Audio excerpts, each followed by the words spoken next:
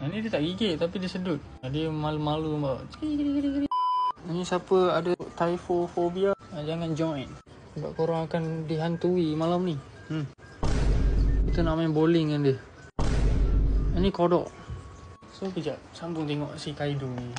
Kau ni apa? Ni nama dia Roger. Yang tu Kaido. Kau jangan sibuk-sibuk kerja dia. Dia nak makan ni.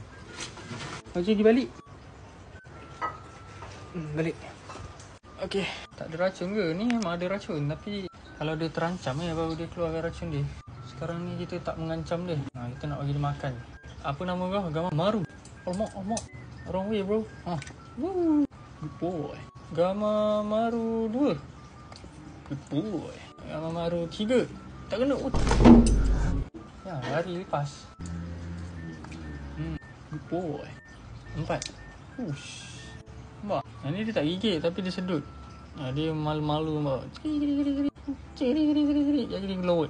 Lowot kiri, lowot kanan. Dia makan apa tu? Lipas tu biar. Lama tu lowot tu. Alamak. Dia geli tu betul. Kita tak geli sebab dia tak geletek. Tak gerak pula lipas ni. Gerak lah. Kau tak nak kena makan kan? Good boy. Apa nama katak ni bang? Ni nama dia Asian Giant Toad. Ini kodok Tengok berapa panjang kaki dia. Gamamaru. Good boy. Last. Gamamaru. Lencong pula. Maru. Oh, good boy. Sekejap, Oliver dah pandang kita. Makan. Ikan gapir dia ada sebelah ni. Nampak tu?